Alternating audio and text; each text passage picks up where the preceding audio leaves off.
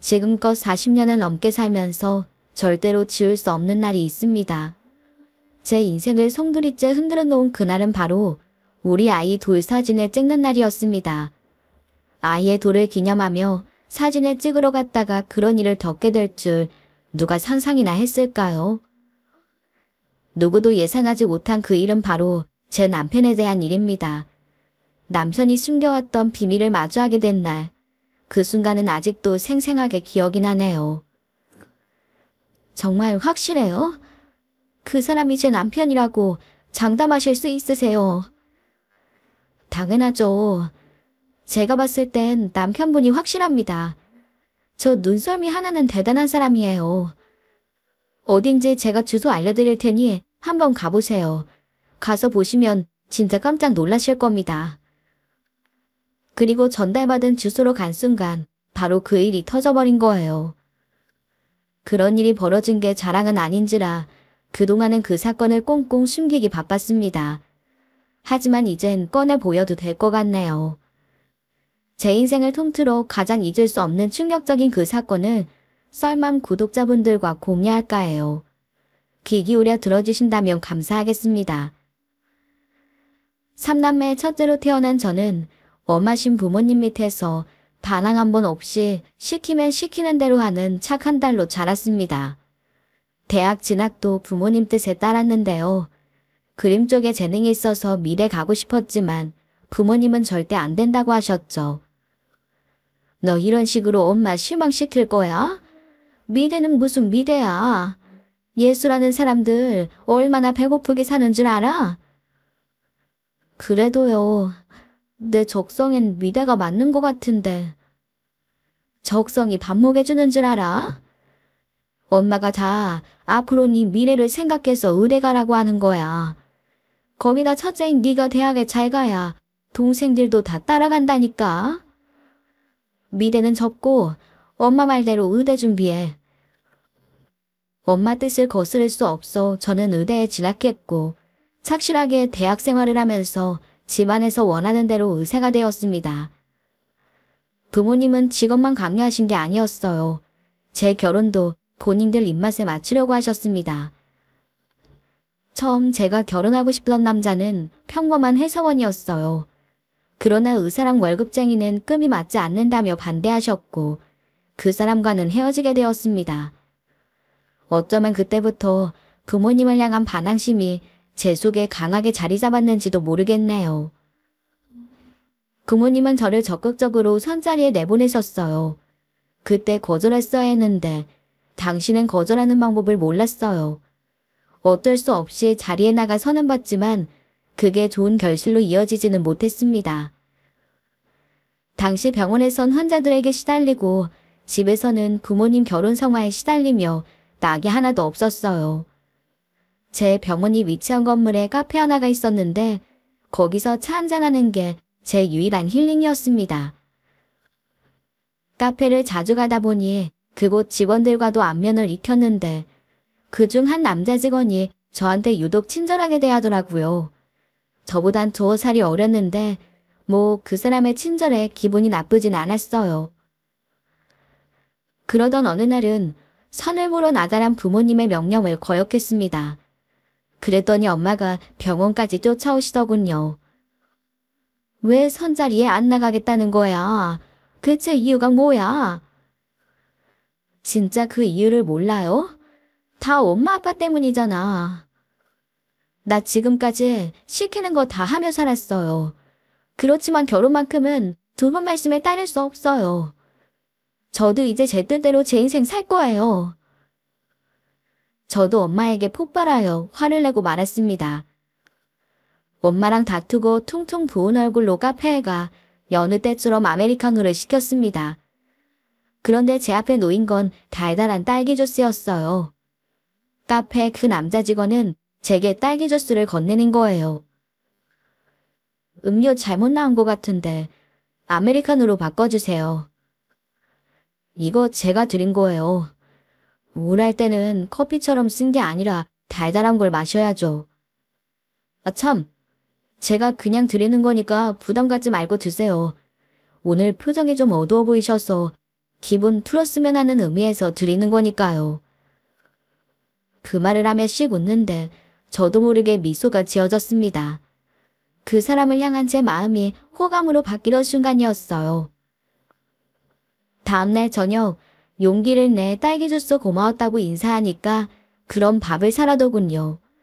그래서 같이 식사를 했는데 호감 있는 여자에게 밥을 얻어먹을 순 없다며 자기가 사는 거예요. 그 모습에 또 한 번 반했던 것 같네요. 그걸 시작으로 우리 사이는 뜨겁게 불타올랐죠. 남자친구는 어릴 적부터 산전수전 다 겪은 사람이었어요. 집안 형편상 어려서부터 돈을 벌어야 했고 또 사업하다 사기를 당해 돈을 잃은 경험도 있었지요. 그래서 카페에서 일하고 있다고 했어요. 사실 저랑은 살아온 삶이 많이 달랐습니다. 그리고 그게 마음에 들었어요. 저보다 떨어지는 그 사람의 조건도 개의치 않았습니다. 그러나 부모님은 역시 다르셨어요. 아주 격렬하게 반대하셨습니다. 저는 연을 끊을 각오를 하고 집을 나왔고 부모님 대신 사랑하는 남자친구를 선택했습니다. 우리 집과는 달리 시어머님은 저를 두 팔 벌려 환영해 주셨어요. 어떻게 내가 의사 며느리를 봐? 이게 꿈이야 생시야. 혜미가 우리 종규 선택해 준 거 정말 고마워. 우리 아들한테 과분한 아가씨야. 별 말씀을요. 종규 씨도 얼마나 좋은 사람인데요.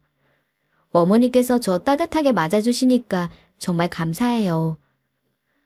아유 감사는 무슨, 내가 감사하다니까. 앞으로 딸처럼 생각하며 잘해줄게. 우리 집 환영은 못 받았지만 시어머님이 이렇게 맞아주시는 걸로 충분했어요. 반쪽짜리 축하였지만 저는 개의치 않았습니다. 그리고 그 사람과 결혼해 부부가 됐어요. 결혼 후 저는 병원 일을 계속하고 집안 살림은 주로 남편이 맡아 담당했는데 전 그것도 괜찮았어요. 돈이야 아무나 능력 있는 사람이 벌어오면 되는 거고 또 제가 요리나 살림 같은 걸 해본 적이 없어서 젬병인데 신랑은 그런 걸 잘하는 게 좋았거든요. 또 시어머님도 친딸 이상으로 저를 아껴주시니 더 바랄 게 없었죠. 내가 자식이 종교 하나뿐이라 살면서 딸을 그렇게 갖고 싶었는데 우리 혜미가 생겼지 뭐야? 아유 우리 집 복댕이. 너는 내 하나뿐인 며느리면서 딸인 거 알지? 내가 사람들한테 김 원장 칭찬을 얼마나 많이 하는데. 에이 어머니 저 쑥스러워요. 그리고 김 원장 말고 그냥 편하게 불러주세요. 아니야. 병원 의사 선생님이신데. 우리 김 원장 덕분에 시에서 나보고 의사 시무라면서 다들 부러워해. 어머님은 저를 떠받들듯 잘해주셨습니다. 엄한 부모님께 받지 못했던 사랑을 시어머님께 받는 기분이었죠. 어머님과의 사이도 좋았던 만큼 어머님과의 합가를 결정했어요. 시어머님을 더 좋은 집에 모시고 싶어서 더 넓은 집으로 이사도 하고 며느리 노릇을 톡톡히 했습니다. 그렇게 새 식구가 된 지 한 2년 정도 되었을 때 우리에게 아이가 찾아왔습니다. 기다렸던 아기 소식이라 엄마가 된다는 사실에 너무 기뻤었죠. 그런데 이상하게 남편 표정이 좀 우울한 거예요. 며칠째 얼굴이 어둡게 걱정하는데 어머님도 남편 걱정이 되셨나 봐요. 종규 쟤 요즘 표정이 어두운데 왜 그런지 아니? 이제 곧 애도 태어날 텐데 아빠가 될 놈이 뭐가 그렇게 걱정이 많은지. 그러게요. 요새 많이 얼굴이 어두워서 물어보는데 대답도 안 해줘요. 정말 뭐 큰일이 있는 건지 걱정돼요. 아무래도 제가 우울증인 것 같아. 남자가 사회생활을 못하고 집에서 살림만 하니 오죽하겠니? 바깥에 나가서 무슨 일이라도 해야 힘이 좀 생길 텐데. 뭐 가게라도 하나 할 수 있게 차려주는 건 어떨까 싶어. 어머님의 말을 듣고 남편에게 사업할 의향이 있느냐고 물어봤죠. 에이, 사업은 무슨. 내 능력에 잘 되지도 않을 텐데 뭐. 지난번에 사기당한 것도 있고. 왜? 사기만 아니었어도 일이 잘 풀렸을 거라며. 어머님 말씀도 있고 내가 생각해도 자기 경제활동하면서 바깥바람 좀 쐬는 게 좋을 것 같아. 어때? 그래도 될까? 나 그동안 내일 하고 싶었거든. 당신만 도와주면 잘 할 수 있을 것 같은데. 그럼 내가 우리 사방님 팍팍 밀어줄게. 남편은 뛸 듯이 기뻐했습니다. 그러더니 어머님이랑 가게를 낼 준비를 했습니다. 그 준비를 하는 데는 당연히 제 돈이 들어갔어요. 하지만 1억 가까이 들어간 제 돈을 고스란히 날리게 될 줄은 몰랐습니다. 돈만 다 까먹고 식당은 망한 거예요. 그땐 그 돈이 아깝지 않았습니다. 오히려 남편이나 시모가 저한테 미안해하는 게 안쓰럽게 느껴졌죠. 이어 얼마 후 멋진 왕자님이 태어났습니다. 아기를 들여다보는 것만으로도 벅찬 감동이 밀려왔어요. 하지만 출산이 진짜 보통 일이 아닌 거예요. 제 몸을 갈아서 하는 일이라는 걸 절실하게 깨달았죠. 또 제가 평소 몸이 약한 편이라 오랜 산후조리가 필요했거든요. 그러다 보니 바로 병원으로 복귀할 수도 없고 다른 의사를 고용해 월급을 줘야 했는데요. 그게 몇 개월 지속되니 은근히 경제적인 부담이 되더라고요. 그런데 남편은 경제적 부담 같은 건 안중에도 없는 사람 같았어요. 신혼 초엔 돈을 아꼈지만 언젠가부터 미친 듯이 카드를 긁기 시작했고 돈을 아예 물쓰듯 쓰는데 도저히 안 되겠어서 남편에게 한마디 했습니다. 여보, 나 산후조리 하느라 병원도 못 나가고 다른 의사 고용해서 월급 주고 있잖아. 우리 아기 봐주시는 이모님들 계시고 돈 나갈 곳이 예전보다 2배 이상 늘었거든. 그래서 말인데 생활비 쓰는 거 좀 줄여줄 순 없을까?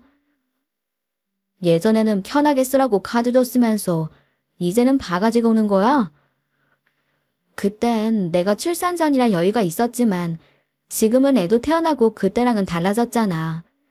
그러니까 당신이 좀 절약하면서 날 도와줬으면 하는 거지.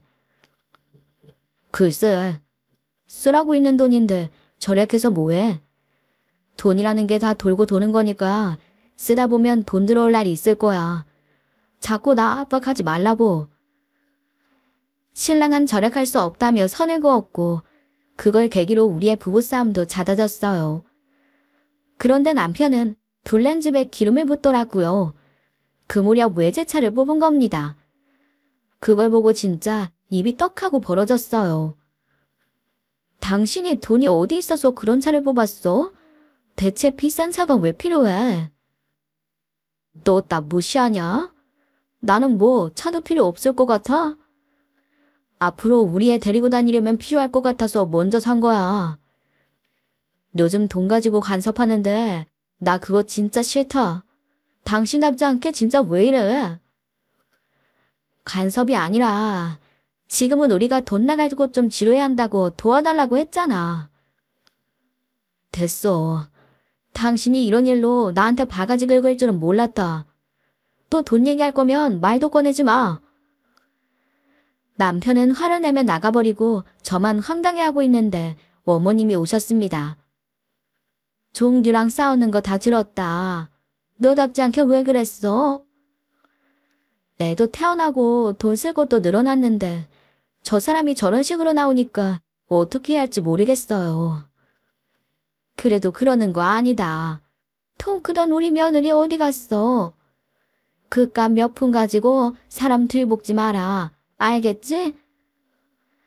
어머님은 아들이 아닌 저를 나무라시고 남편은 그 일로 삐졌는지 제게 말도 잘 걸지 않았습니다. 결국은 어쩔 수 없이 제가 먼저 다가와 사과를 해 화해할 수 있었어요. 돈 문제로 다툰 이후에도 남편은 달라지지 않았으니 마음 놓고 더 쉴 수도 없었습니다. 산후조리가 덜 된 몸을 이끌고 다시 병원으로 나갈 수밖에 없었어요. 남편과는 다투긴 했지만 큰 문제가 있는 건 아니었어요. 서로 아이 양육에 대해 얘기도 많이 하고 우리 아기도 잘 자라 행복할 때였습니다. 하루는 남편이 애를 놀아주는 모습을 보고 있는데 한 가지 이상한 게 있었어요.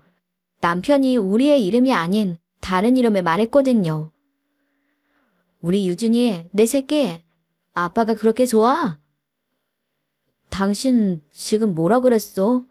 우리 연우한테 뭐라고 부른 거야? 응? 내가 뭐라고 불렀는데? 연우라고 한 거 같은데. 아니야. 당신 방금 우리 연우한테 유준이라고 했어. 어떻게 하나뿐인 아들 이름을 헷갈려? 비슷한 이름도 아니고 완전 다른 이름인데. 내가 그랬어? 아, 요즘 내가 자꾸 깜빡하네. 나이 먹고 머리가 굳어서 그런가 봐. 잘못 말할 게 따로 있지. 우리 왕자님 이름을 깜빡하고. 아빠가 진짜 문제가 있나 보다. 우리 아들 미안.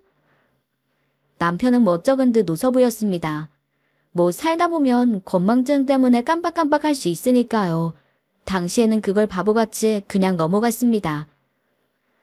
지금 생각해보면 자식 이름을 틀린 남편을 쥐잡듯이 잡을 걸 그랬어요. 그랬다면 제 인생이 좀 더 빨리 달라질 수 있었을 텐데요. 그 후 우리 아들의 돌이 되어 뭔가 특별한 걸 해보고 싶었어요. 그래서 남편과 아이, 우리 셋이 사진을 찍기로 했습니다. 앞으로 아이 생일마다 매년 가족 사진을 찍으면 기념도 되고 뭔가 추억이 될 것 같아서 결정한 일이에요. 그렇게 아이 돌 사진을 찍으러 사진관에 간 날이었어요.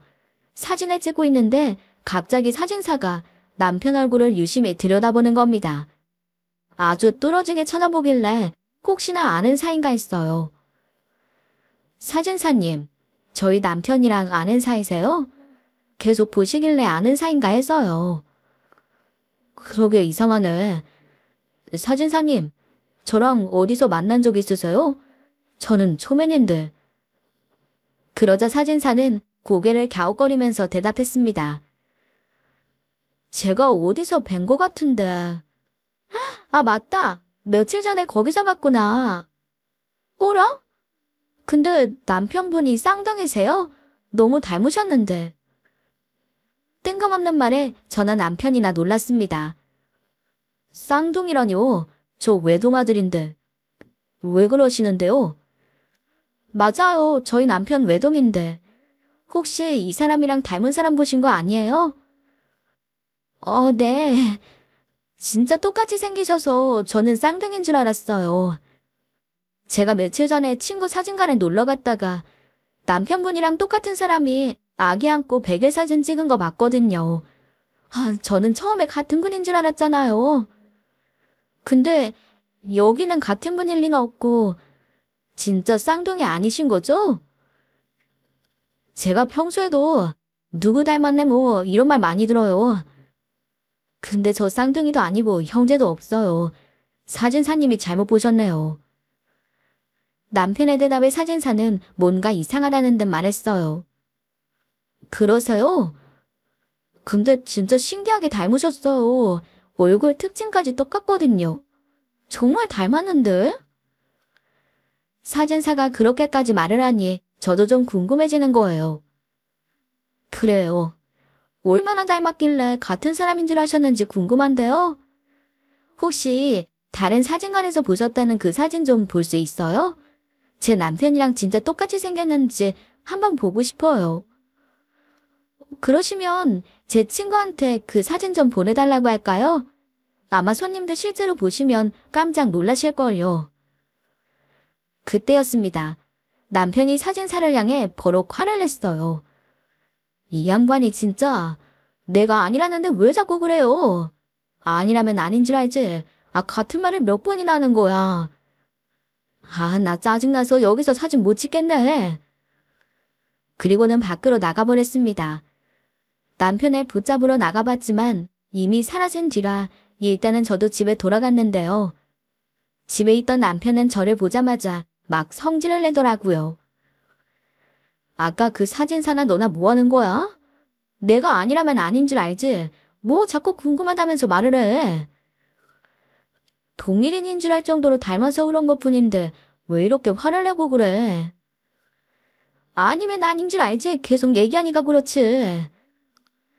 암튼 그냥 나 닮은 사람이지 난 절대 아니야. 다시는 내 앞에서 뭐 닮은 사람이니 어쨌니? 그딴 얘기는 꺼내지도 마. 신랑은 막 화를 쏟아냈습니다.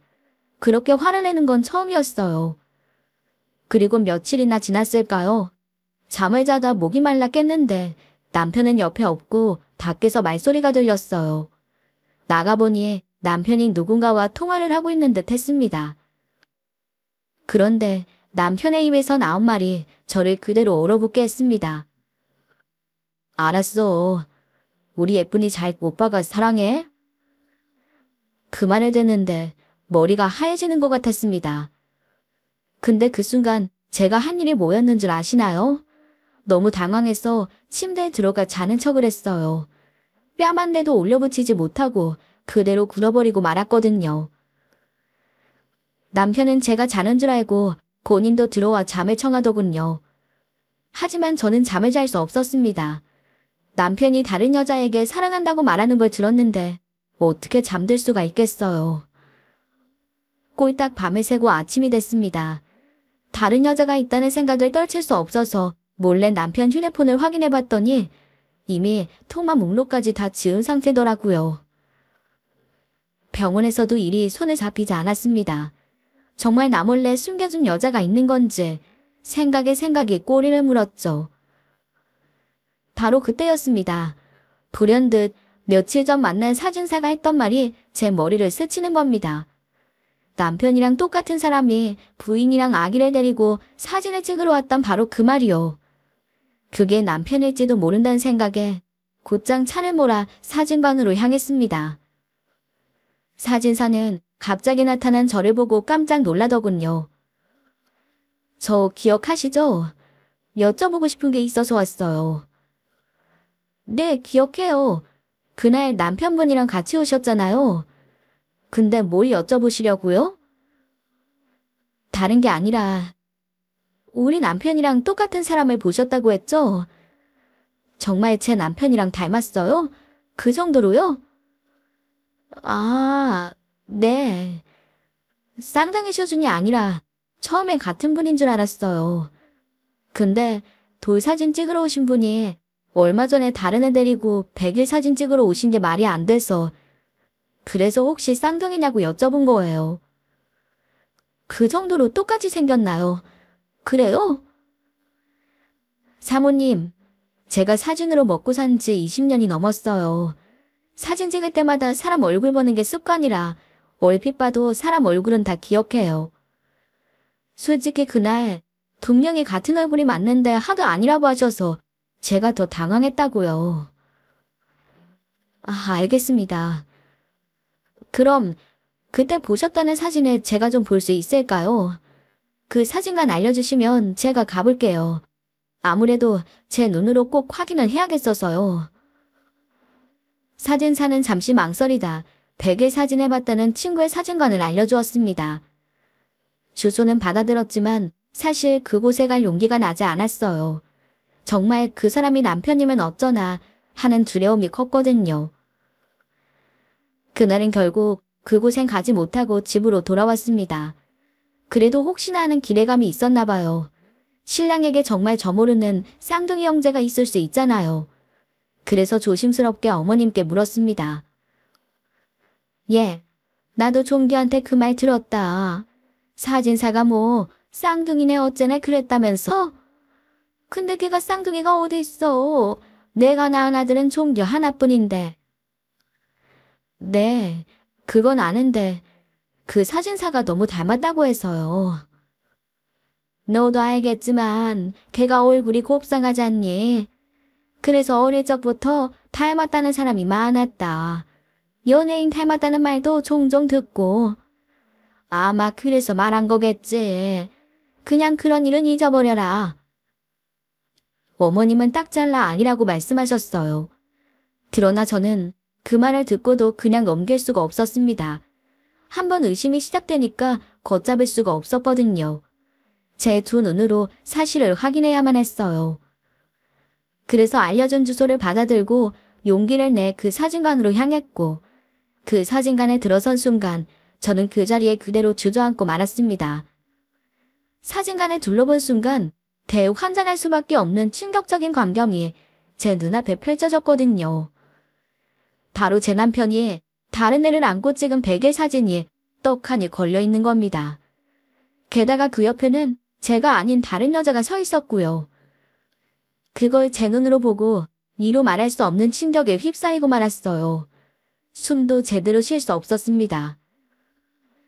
그때 사진관 주인이 다가왔습니다. 저기 괜찮으세요? 사진 확인하러 온다던 그분 맞으시죠? 네, 저 맞아요. 갑자기 죄송합니다. 제가 사진을 보고 너무 놀라서 그만. 다시 사진을 보는데 땅이 푹 하고 꺼지는 느낌이 들었어요. 몇 번 해봐도 베개 사진 속의 남자는 남편이 맞았습니다. 저 사진 언제 찍은 건가요? 저기 세 사람 가족 맞나요? 뭐 삼촌이라거나 그런 말은 없었나요? 이걸로 어떻게 말씀을 드려야 할지. 삼촌이 아니라 분명히 아빠라고 했어요. 새 식구가 사진 찍고 갔고 아기 어머니가 사진 걸어놔도 된다고 하셔서 걸어놨던 건데 일이 이렇게 됐네요. 그 말을 듣는데 모든 게 확실해졌습니다. 그 사진 속의 남자는 남편이었고 그가 안고 있는 아기도 남편의 아이였던 거죠. 사실 사진을 보는 순간 딱 알았어요. 그 애와 남편의 어릴 적 모습이 너무나도 닮아 있었거든요. 한 가지만 더 여쭤볼게요. 혹시 아기 이름 기억하세요? 뭐라고 불렀는지 알 수 있을까요? 아이 이름은 예약 날짜 확인해보면 금방 알 수 있어요. 잠시만 기다려주시겠어요? 그러니까 아이 이름이... 여기 찾았네요.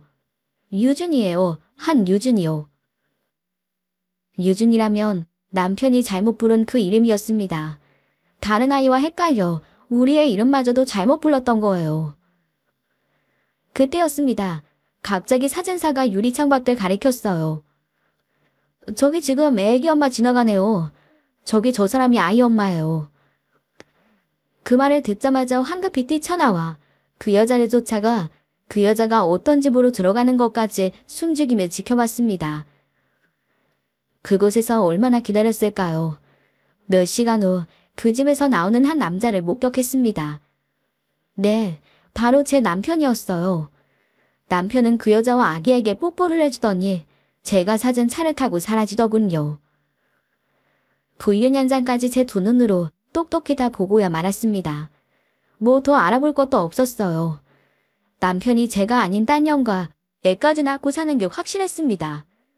사랑한다고 말하던 것도 그녀에게 하는 말이었겠죠.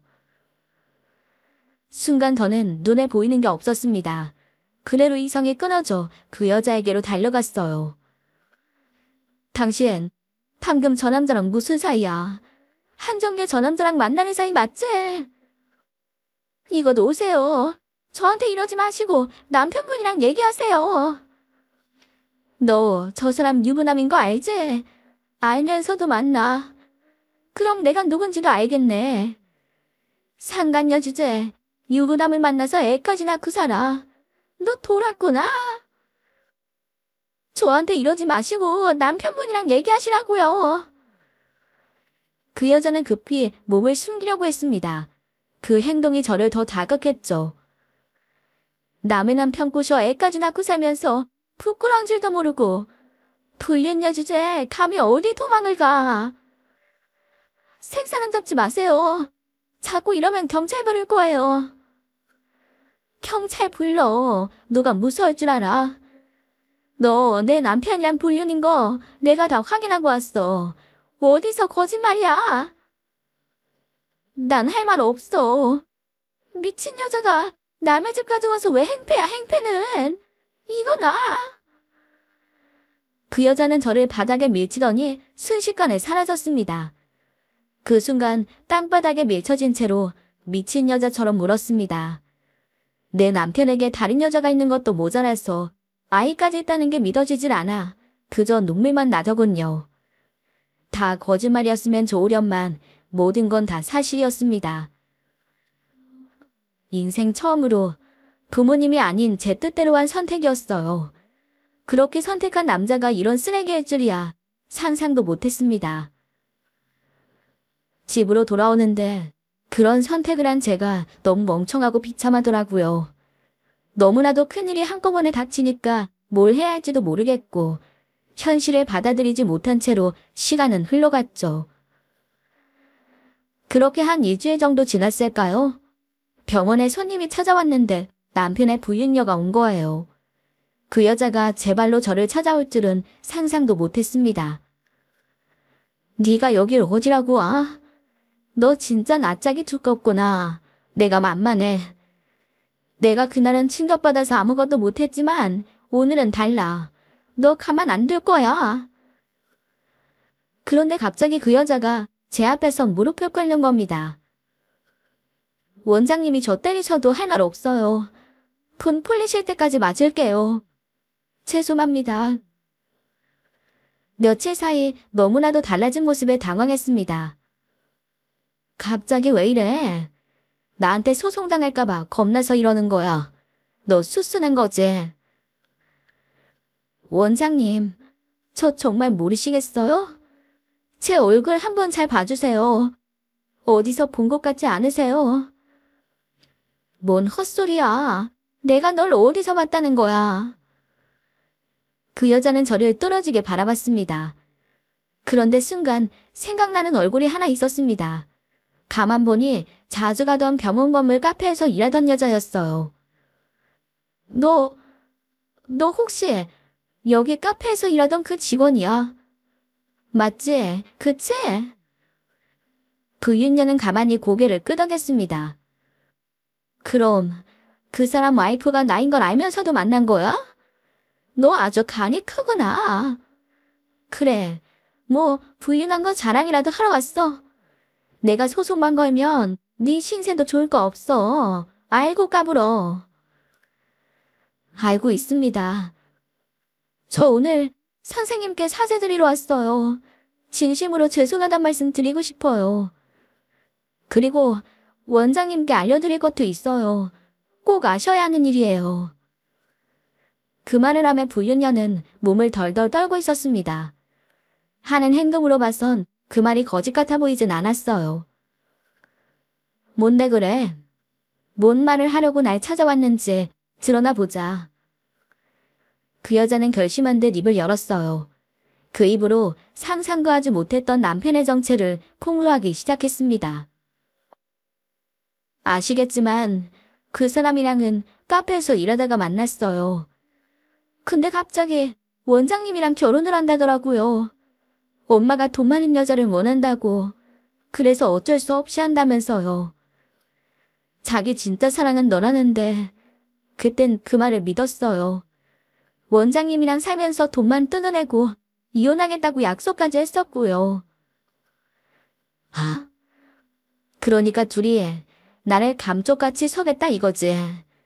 너는 그놈 말을 믿고 애까지 낳은 거고. 저한테는 곧 이혼하겠다고 했어요. 갈라설 테니까 애 낳으라고 설득해서 아기 낳은 거예요. 그렇지만 이혼하지 않았고 이렇게 된 거고요. 저희 아이 100일 사진 보셨다고 들었어요. 그거 찍고 얼마 후에 그 사람이 사진사 때문에 되길 뻔했다면서 혹시라도 원장님이 찾아오면 잡아 떼라면서 신신당부를 하고 갔어요. 그래서 나 만난 날 모른 척 했던 거다? 참, 감싸 줄 걸 감싸야지. 근데 나한테 이 얘기를 왜 하는 거예요? 이제야 겁이 나. 죄책감도 들고 무엇보다 그 사람 실체를 알았어요. 그 사람한테 저 말고도 다른 여자가 있더라고요. 진짜 사랑은 저인 줄 알았는데 그게 아니었어요. 그러면서 그 여자는 사진 하나를 내밀었습니다. 남편이 또 다른 여자랑 딱 붙어 찍은 사진이더군요. 저도 불륜녀도 아닌 또 다른 여자가 있었던 거예요. 저 말고도 또 다른 여자 만나는 걸 알게 됐는데 어떻게 그냥 넘어가겠어요. 저야 그렇다 쳐도 우리 아이는 무슨 죄예요. 아직 출생신고도 못했는데. 그래서 원장님 찾아왔어요. 똑똑하고 능력 있으시니까 그놈한테 복수해줄 수 있을 것 같아서요. 그리고 원장님 드리려고 녹음을 좀 했어요. 며칠 전엔 저 잠든 줄 알고 지들끼리 떠들던데 그것까지 녹음했거든요. 한번 들어봐 주세요. 그 여자는 사진과 녹음 파일을 제게 건네고 돌아갔습니다. 서럽게 울던 그 여자의 뒷모습을 보니 참 기분이 이상하더군요. 그날은 찢어 죽이고 싶게 미웠는데 오늘 보니 저 신세도 불쌍하더라고요. 일단은 가져온 녹음부터 확인했습니다. 들어보니 진짜 가관이었던 게 어머님까지 한패였더라고요.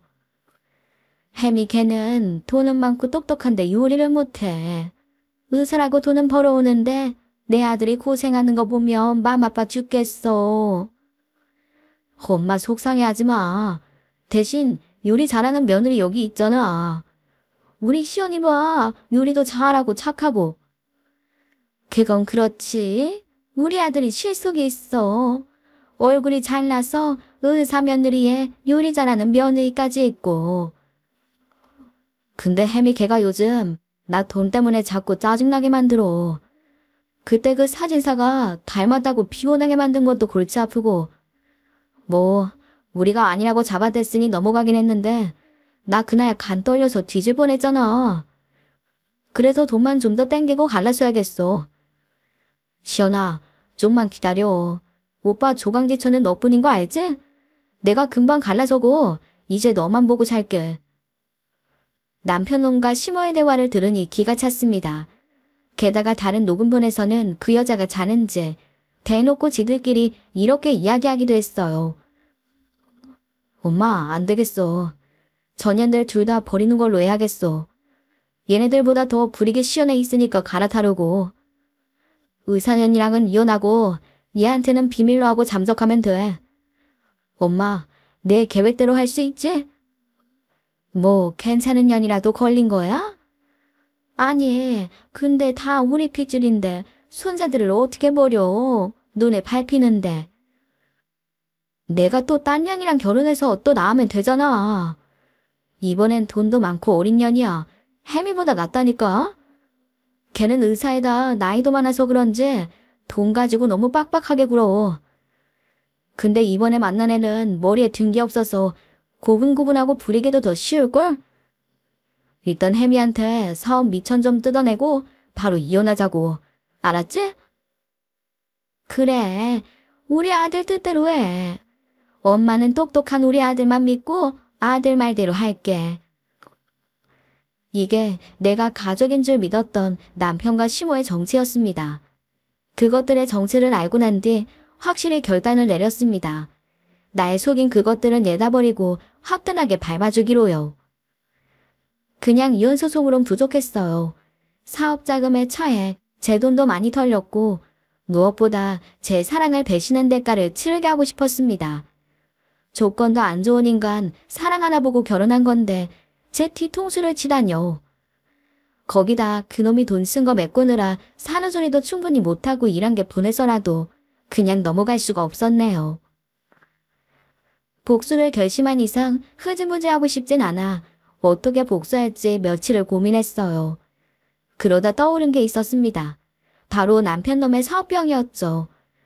건번이 제 돈을 뜯어내서 사업하려고 하는 게 아주 악질이었어요. 어디에 남이 힘들게 번 돈을 막 쓰려고 합니까? 사업을 하더라도 지 돈으로 시작해야죠. 남의 돈으로 일 벌리려는 그 알량한 꿈 아주 박살내주자고 결심했습니다. 제 계획의 첫 단추는 남편의 사업병을 부추기는 것부터 출발했어요. 여보도 사업 다시 시작해봐. 지금이 딱 적기잖아. 그럴까? 근데 돈이 없어서 사업도 자금이 있어야지. 일단 땡겨다 쓰면 되는 거 아니야? 나중에 갚으면 되지. 그럼 되겠지. 당신도 나 도와줄 거고. 그래, 우선 대출부터 좀 받아야겠다. 역시 우리 마누라 의사라서 그런지 아주 똑똑해. 남편은 입이 귀에 걸렸습니다. 저는 돈을 대준다는 말을 단 한마디도 하지 않았어요. 제가 대출금을 갚아줄 거라고 본인이 김치국부터 마신 거죠. 그 뒤로는 아주 계획대로 착착 흘러갔습니다. 남편놈 하나 담그는 게 쉬울 줄은 몰랐어요. 남편놈은 당연히 제가 그 돈을 갚아줄 줄 아는 건지 아주 신이 나서 돈을 쟁겨오더라고요. 여보, 나 매장 계약하고 이제 인테리어 하려고. 돈이 좀 모자라긴 한데 당신이 도와주면 딱 해결돼. 아주 열심히네. 당신 일 잘 됐으면 좋겠다. 파이팅해. 제 속내도 모르고 멍청한 것들은 대출까지 받고 그 와중에 명품으로 도배를 하기 시작했어요. 한심한 것들을 뒤로하고 저는 확실히 이혼 준비를 했습니다. 불륜 증거를 모으는 건 물론이고 재산분할까지 확실히 대비를 해뒀죠. 그리고 드디어 제 화끈한 복수를 만천하에 알리는 날이 됐습니다. 아니, 그것들이 개업식을 한다지 뭐예요. 저까지 초대했기에 그날 한방 제대로 먹이자 싶었어요. 개업식 날 제가 나타나니 모자가 웃으며 저를 반겨주었습니다. 당신 왔구나? 어때? 매장 인테리어 근사하지? 사업 아주 잘 되겠지? 우리 김 원장 왔니? 네가 도와주는 덕분에 우리가 또 이렇게 사업도 하고 며느리 하나 정말 잘 뒀다. 그러니까 엄마랑 내가 당신한테 매일 감사하다니까. 그나저나 돈은 준비됐지? 오늘 인테리어 잔금 다 치러야 돼. 당신이 결제해주면 되겠다. 결제라니. 나 돈 없어. 그리고 내가 언제 돈 준다고 한 적 있어? 나 그런 적 없는데. 그 말이 끝나기가 무섭게 그것들은 본색을 드러냈습니다. 야, 너 말이 다르잖아. 분명히 도와준다고 해놓고서 왜 모르는 척을 해. 장난치지 말고 빨리 돈 내놔. 뭔가 착각하는 모양인데 난 돈 준다고 한 적 없어. 열심히 하라고 응원만 했지. 내가 언제 돈 대준댔어? 증거 있어? 지 혼자 착각해놓고 왜 이래? 김 원장, 이게 무슨 소리니? 우린 너 믿고 일 시작한 건데 이제 와 이러는 게 어딨어? 그러지 말고 빨리 돈 찾아와. 얼른! 제가 왜요? 전 돈 준다고 한 적이 없다니까요. 어머니, 이러지 말고 정신 차리세요. 모자와 실랑이를 할 때였습니다. 때마침 법원에서 이혼 소장이 날아온 거예요. 기막힌 타이밍에 속으로 쾌재를 불렀습니다. 남편놈은 이혼 소장인지도 모른 채 어버버거리더라고요. 소장? 나한테 이런 게 올 일이 없는데. 가만, 이혼 소송? 야, 김아미, 너 이거 뭐야? 네가 감히 나한테 이딴 걸 보내? 뭔 말 같지도 않은 소리야. 이혼이라니. 날 속이고 딴 년이랑 애 낳고 살림까지 차린 놈이랑 내가 어떻게 살아? 난 더러워서 못 살아. 남자가 딴 여자 좀 만날 수도 있는 거지. 그거 갖고 이혼. 야, 난 너랑 못 헤어져. 이혼하고 싶으면 일단 돈부터 내놓고 이혼해. 이게 누구 마음대로 이혼을 해. 본성을 못 숨긴 남편놈은 제 멱살을 잡았습니다. 그런데 그때 누군가 나타나 남편의 뒤통수를 갈기는 거예요. 한정규, 너 오늘 돈 준다며 왜 아직까지도 소식이 없어? 내 돈 내놔. 야, 네가 떼먹는데. 기다려봐. 지금 마누라 구슬려서 돈 받아낼 테니까 좀 기다리라고. 여보, 이러지 말고 돈 좀 달라니까. 내가 딴 년 만난 것 때문에 그래. 그것 때문에 화난 거면 내가 그 기집애들 다 정리할게. 당신 하나 보고 사업 시작한 거 알면서 이러면 어떡해. 걔가 똥을 끊지. 네가 그 버릇을 어떻게 끊냐? 그리고 나 너한테 줄 돈 없다니까. 사업하고 싶으면 네 돈으로 해야지. 왜 내 돈을 넘봐? 남의 돈에 침 흘리지 말고 처음부터 네가 열심히 돈 벌어서 했었어야지. 암튼 난 행tun도 못 주니까 그런 줄 알아. 네가 돈 주는 줄 알고 입 벌렸는데 그럼 어쩌라는 거야? 네가 돈 안 주면 나 깜빵 가. 너 네 남편 깜빵 보내고 싶어. 그거 반가운 소리네. 감옥 가서 정신 좀 차려. 하긴 쓰레기가 깜빵 간다고 정신이나 차릴지 모르겠지만 너 진짜 말 그딴 식으로 할래? 그러지 말고 나 좀 봐줘라. 응? 나 네 돈 없으면 정말 큰일 나. 내 알 바 아니라니까. 일은 네가 벌려놓고 수습은 왜 나보고 하래? 너 사업 좋아하잖아. 앞으로 열심히 사업해서 그 돈 갚아. 거지같이 빌붙지 말고. 그러자 옆에 있던 시모가 달려들었습니다. 거지? 어디 서방한테 말버릇이 그게 뭐야? 네가 뭔데? 아들 개차반으로 키워놓고 누구한테 큰 소리야? 돈 달라고 하기 전에 아줌마 아들한테 얽혀서 망친 내 인생이나 물어내요. 뭐? 너 인연, 내가 오일만한 너한테 차려줬는데 그걸 이딴 식으로 갚아? 돈 보고 잘해준 거잖아.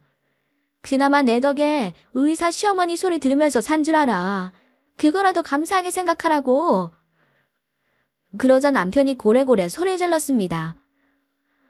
나쁜 년. 내가 죽을 때까지 너한테 복수할 거야. 돈 줄 것처럼 사람 갖고는 년. 내가 널 그대로 그냥 둘 것 같아. 진짜 사람 갖고 논 게 누군데 이래. 나한테 복수할 시간에 네가 한 짓이나 반성해. 참, 그럴 시간도 없겠구나. 돈 갚으려면 앞으로 죽도록 일해야지. 복수할 시간이 어딨어. 너 돈 못 갚으면 그대로 깜빵 가는 거 알지? 그 걱정이나 해, 이 쓰레기 같은 자식아. 인간 같지도 않은 놈에게 속 시원하게 질러주고 그곳을 빠져나왔습니다. 개업한다고 사람들 다 불러놓고 그 앞에서 아주 개망신을 뒀어요. 사람들이 지켜보는데도 지들끼리 억울하다 난리를 치는데 아주 통쾌했습니다. 근데 워낙 진상들이라 이혼할 때도 가관이긴 했어요. 못하겠다 배째라 하더니 나중엔 재산분할 받아야겠다며 억지까지 부렸거든요. 막말로 지가 뭘 했다고 제 재산을 넘보나요? 재산분할 싸움 시원하게 한 방 먹이고 빈손으로 내보냈습니다. 진짜 딸랑 팬티 한 장 챙겨서 쫓겨난 수준으로요. 그리고 지가 빚 갚을 능력이나 있겠나요? 대출받은 돈 한 푼도 못 갚고 결국은 교도소에 들어가 있어요. 사람 마음 이용해서 등쳐먹은 놈 최호가 그렇죠 뭐. 시원하게 복수는 했지만 한편으로는 마음이 좀 착잡한 적도 있었습니다. 바보 같은 선택으로 결혼을 잘못한 게 후회도 되고 반대하며 말린 엄마 생각이 나더라고요. 그래서 용기를 내 찾아갔다가 엄마의 진심을 들었습니다. 우리 큰딸 고생했어. 그런 일 겪고 많이 속상했지? 엄마, 나 엄마 생각하면서 후회 많이 했어요. 내 뜻대로 한 선택이니까 잘 사는 모습 보여드리고 싶었는데 죄송해요. 그냥 엄마 말 들었으면 그런 놈 만나는 일 없었을 텐데. 그런 말 마. 다 애미 잘못이야. 너한테 처음부터 자유를 줬더라면 그런 선택 안 했을 거고. 미안하다. 이제는 네 뜻대로 자유롭게 살아. 엄마가 응원해줄게. 엄마의 위로를 받고 힘을 낼 수 있었습니다. 하지만 조금 안타까운 것도 있었어요. 저한테 남편놈의 정체를 까발려준 그 여자는 본인 마음껏 복수하지 못했거든요. 그래도 제게 복수해줘 고맙다고 하더군요. 내 복수가 그녀에게도 도움이 됐겠지요? 지금은 어떻게 사는지도 모르지만 용기 잃지 않고 잘 살기를 바랍니다. 지금도 가끔은 그런 놈을 고른 제 선택을 자책할 때도 있습니다. 그렇지만 누구나 실수는 하잖아요. 그런 인간을 만난 건 실수일 뿐이지 잘못은 아니니 용기를 내보려고 합니다. 조금은 삐끗했지만 남은 제 인생을 더 잘 살아볼 생각입니다. 당당한 싱글맘으로 멋지게 살 테니까 제 미래 응원해 주셨으면 좋겠네요. 그럼 제 이야기는 이쯤에서 마무리할게요. 들어주셔서 감사드리고 모두 건강하시길 바라겠습니다.